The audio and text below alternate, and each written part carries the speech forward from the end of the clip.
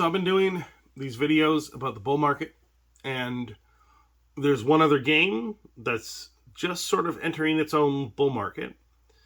It's not Lorcana. Lorcana is just doing Lorcana stuff. It was bullish when it first came out, and it's just kind of, I don't know, flat the rest of the time. So Lorcana is not in a bull market. My favorite new game, Sorcery, it's not in a bull market. And MetaZoo's dead, so it's not a bull market. Flesh and Blood, however, is entering the bull market. And we saw this with the Hunted.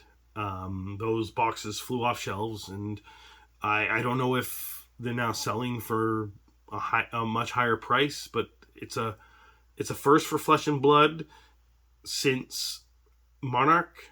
That's the last time things were crazy around Flesh and Blood, and then Monarch kind of killed the vibe, and also the whole economic crunch killed the vibe.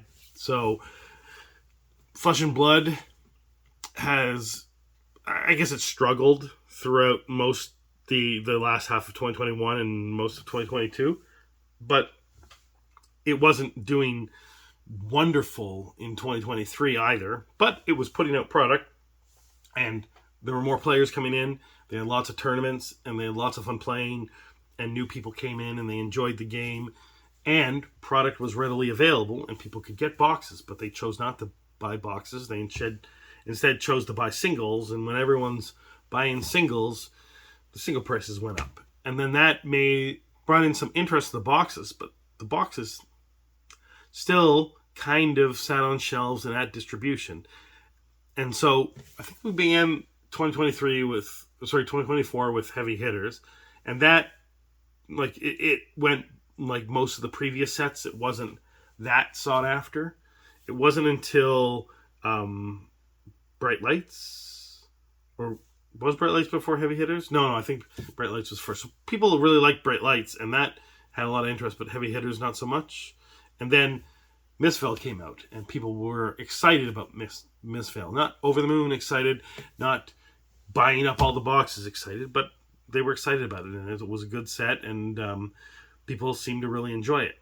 And then Rosetta came out, and people were very into Rosetta, and they bought a lot of boxes, or at least bought a lot of singles, so the boxes were opened, and Rosetta moved. And I think that Misfell and Rosetta is when you kind of saw the teeter-totter going the other way for Flesh and Blood, that Flesh and Blood was now had demand behind it, as well as a good player base.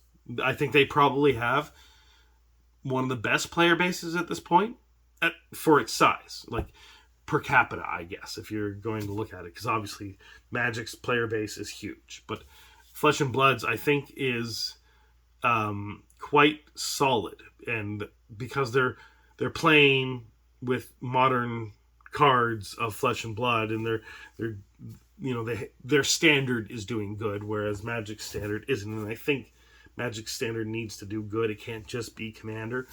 So I think Flesh and Blood probably has the solidest foundation of player base. And now, when Misfell came out and Rosetta came out, you could see things starting to increase in demand for the product. And then we get to last week, 3 weeks ago, and the Hunted comes out, and demand is not through the roof, but high enough that it flew off shelves. And that tells me, and has told a lot of people, that the next sets are probably going to do the same thing, if not more.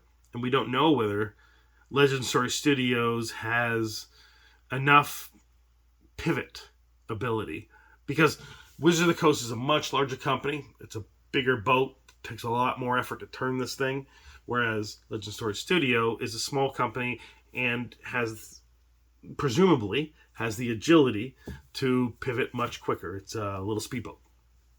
So hopefully they're noticing these things, and they can adjust numbers a lot better and not overshoot the mark, hopefully, like they did with Monarch.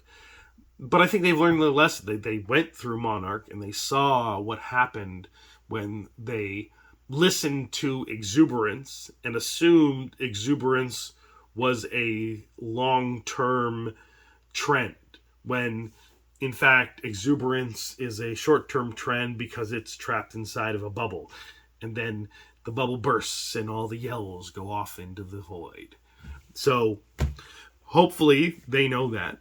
I assume they do. I mean, we all saw that, and they're the ones running the company, and they're the ones that, turned down the knob and put out less product and shepherded their game through the darkness. And so I think they've got a good solid base of understanding about what's going to happen into the future, and that I think that they're an agile company that can change things on the go. So I think that the bull market for Flesh and Blood will be quite good, and maybe, like Pokemon, like Magic, maybe it lasts the whole year.